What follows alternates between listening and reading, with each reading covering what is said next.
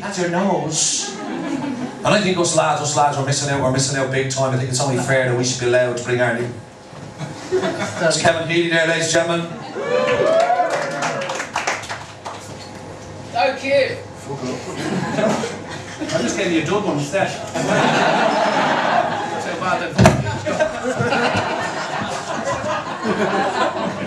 So, we're going to press on, ladies and gentlemen. We're going to press on. Are we ready for our first act, the second half? Ladies and gentlemen, this normally like in comedy clubs you have an open spot. This guy is not an open spot. He's a regular at the RoDubh and regular at all the top clubs around the country. He's absolutely brilliant. And he's coming up here to try some brand new material. Are you excited? Yeah. Really excited? Yeah. Somebody's really, really excited. So please, without further ado, can you please welcome to the stage a fantastic comedian and raise the roof. Give a huge RoDubh welcome to the wonderful Mr. RoDubh.mpg.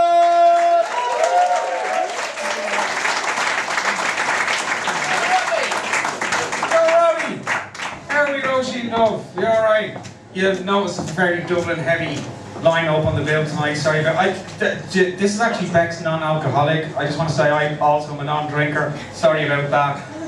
We're not even having a party after the show tonight, but if anyone's interested, we're going to have an AA meeting out in the smoking garden. You're all welcome. Visitors, first-timers, people back after a recent slip. Okay, right. No alcoholics in Galway. So yeah, I'm actually here. I came up here tonight just for a few minutes. I just wanted to try new material, but I have a very fucking shit memory. So what I did was I snuck in just before the gig, and I wrote all my new jokes on the side of the microphone.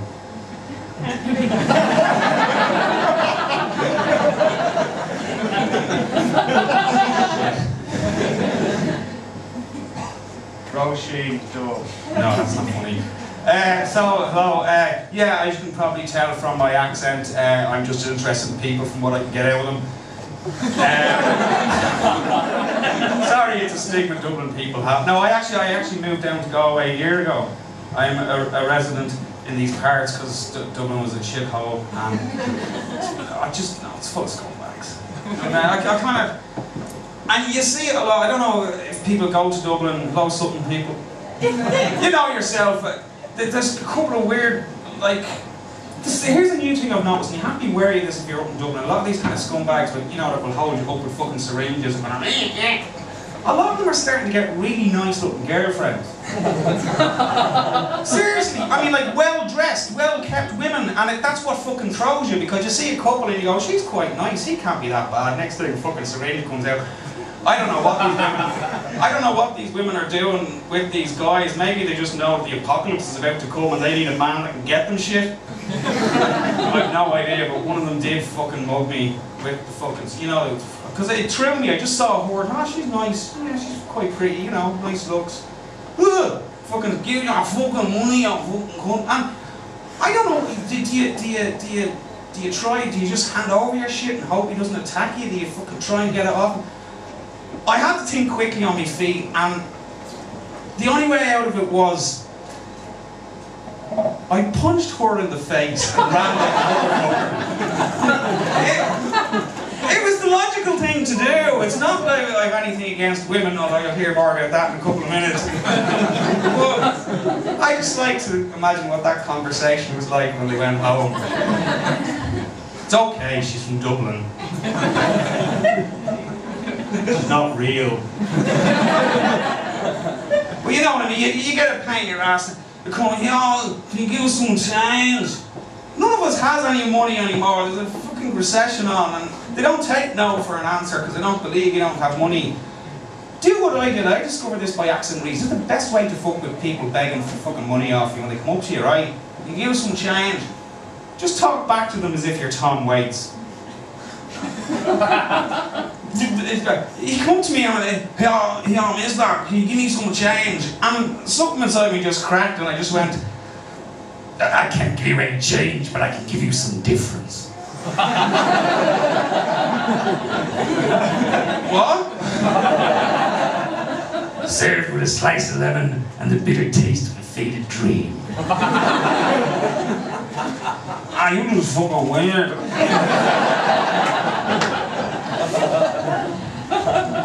First paperworks. So comedy for me, I said I don't drink, and the reason I got into comedy, well, I did a lot of bad shit, you know, when I used to drink, and I gave up drink, got into comedy. And that's what the secret of good comedy is. Comedy is basically your way of getting your side of the story out there before you're found out. That's essentially what it is. So who here's ever accidentally clicked on kid porn? Like for hours. No? Relax. Not talking about porn with kids. Talking about porn for kids.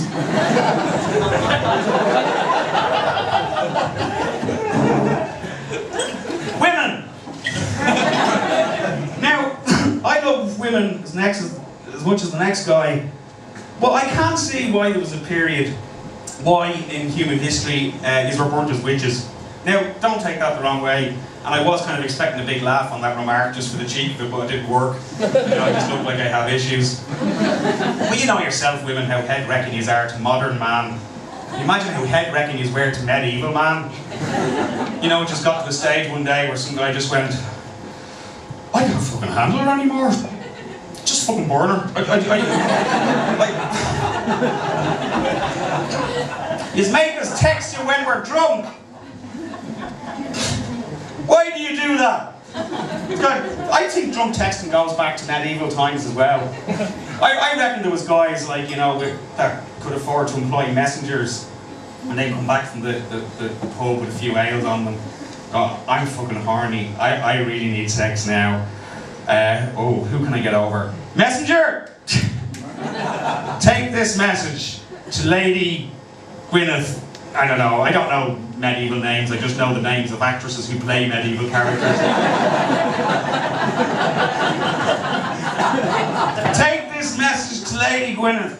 Now, are you sure you want me to do this tonight, sir? I could leave it till the morning. Do it now! Are you sure, sir? You did give me a severe beating last Sunday morning. Take this down. Dear Lady Gwyneth, you got an ass I just can't get out of my head, and I really love you. I know I've always said I didn't when I was sober, but I've had a long think about it, and I'm even okay with your size. It's not a problem for me in front of my friends. Just come on over and yeah, and I'll be with you. Now go and of course it's a fucking 2-day ride. So you know, he wakes up the next morning. Oh fuck. Where's my horse? I'm gonna have to catch up with this motherfucker now before he gets there, and you know, the long Sunday begins with the gallop across field to stop a messenger before he gets to a fat woman to bring her over for sex. Which still goes on today amongst the travelling community.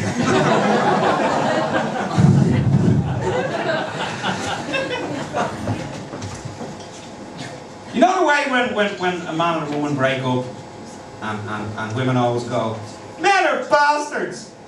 All men are bastards! And every girl will go, you're absolutely right, all men are bastards.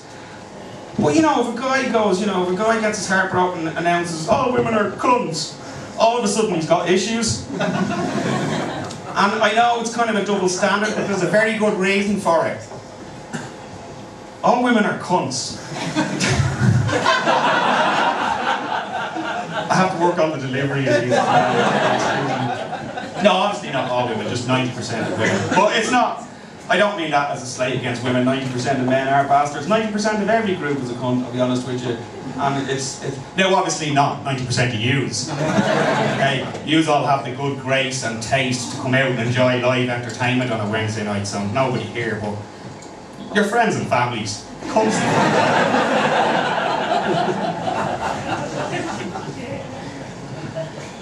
I'll throw in the odd one-liner, just since Eric started it. Kind of, what exactly is wrong with that pizza that it only gets 4 stars? Do you know what I like to do when pricks pull out their iPhone? Because anyone that does is a prick. I like to just go to them and go, oh, it's an old iPhone. And that way they think I'm from the future.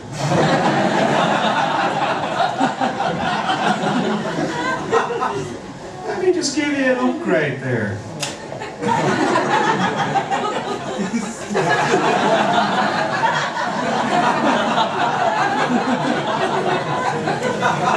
24 euro I spent for that fucking joke.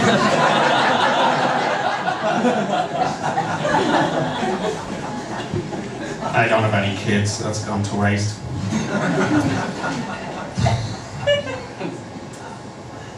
How come our God is the only God that doesn't have a name? It's a bit much, isn't it? And that's because you know, when they're all lined up at the end of the universe, or whatever fucking happens, who fucking knows? It's kind of, you know, they're all going to have to count for themselves. What's your name? Alright, you go. What's your name? There you go. What's your name? God. No, I know you're a God, but what's your name? God. You have another one. Your name's Bod. Bod? Yeah. Bod the God. No idea what any of that even fucking means. I think religions and churches would have a lot less power if they were forced to be renamed fan clubs. I've been in the Allah fan club now all my life. It's fucking great. It's kind of weird how you can start a religion on just one book.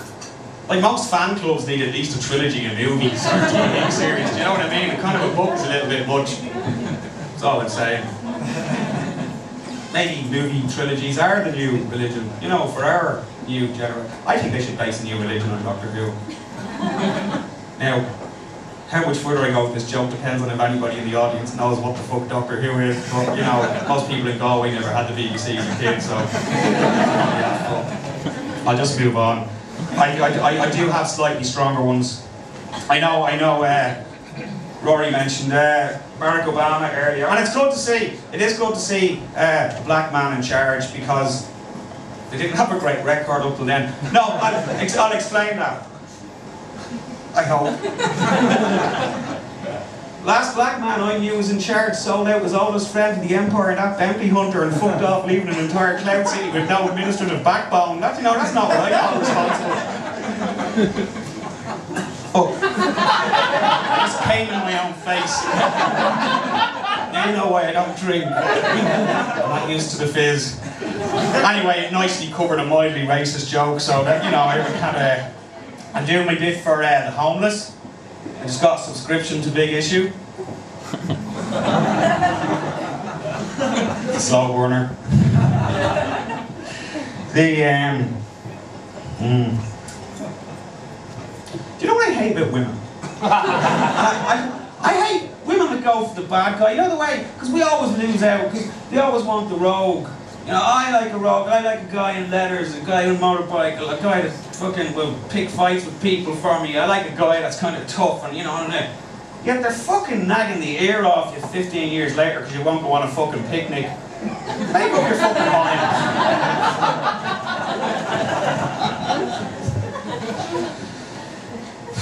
I mentioned I honestly don't drink. I am an alcoholic, a non-drinking alcoholic, but it's kind of, never tell anybody you're alcoholic if you're alcoholic, because there's 1,000 other excuses you can use. One that's used a lot in Dublin courts is, I don't have a drink problem, I'm just self-medicating for depression.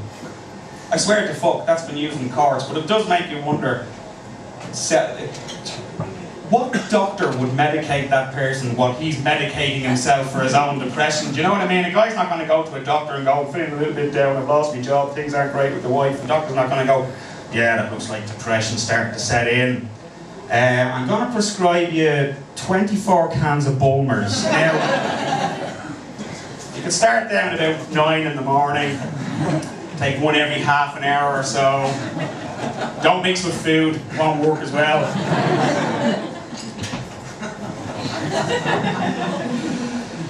Now you see, the other thing about when you're trying out new material is that a less, shall we say, professional comedian than myself would normally, at this point, probably pull out a little fucking pathetic scrap of paper to see what jokes he has left that he can finish with. I'm a lot more professional than that.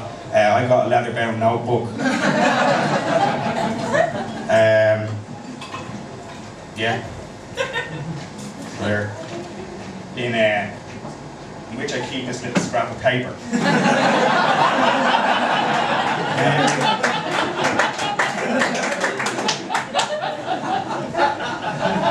The rest of them don't really have any sort of category. What of all suffering in the world is actually caused by prayer? Seriously, what if any time you pray for good shit, that's what makes bad shit happen elsewhere? Think before you fucking pray, you religious cunts. As I say, there's nowhere to really put this material on this one. No, Rob, it's not a Muslim crowd. Don't go down that route.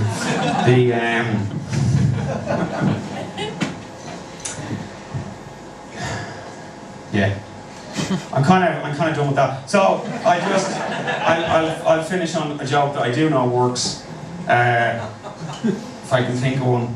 It's kind of this is something else. I did mention that I'm 40. Oh no, I didn't mention that. I'm 41. And I know you're thinking, he's pretty fucking cool looking for a 41-year-old. And you're right. You know, it's.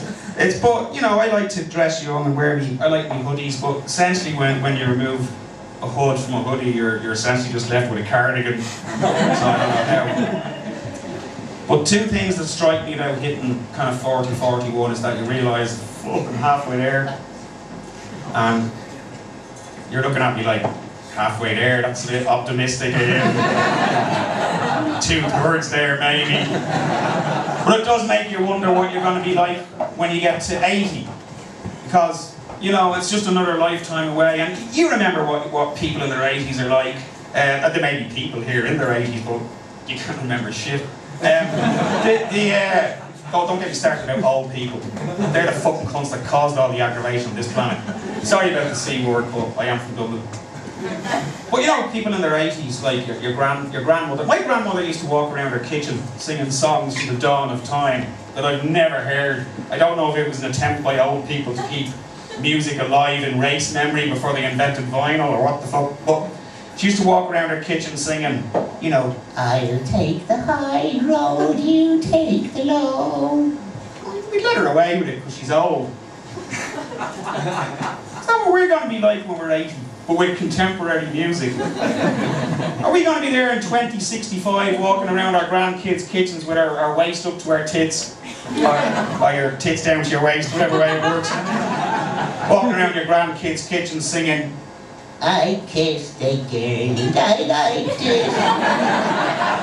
Lacks a bit of dignity. That was the most recent song I could think of. I don't know any Lady Gaga songs. In fact, I just nearly called her Radio Gaga.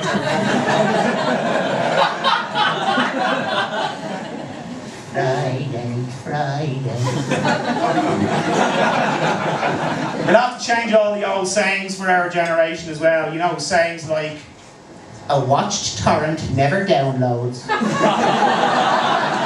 Ladies and gentlemen, I've been Robbie Bonham. Thanks for listening to my nonsense. Enjoy your evening.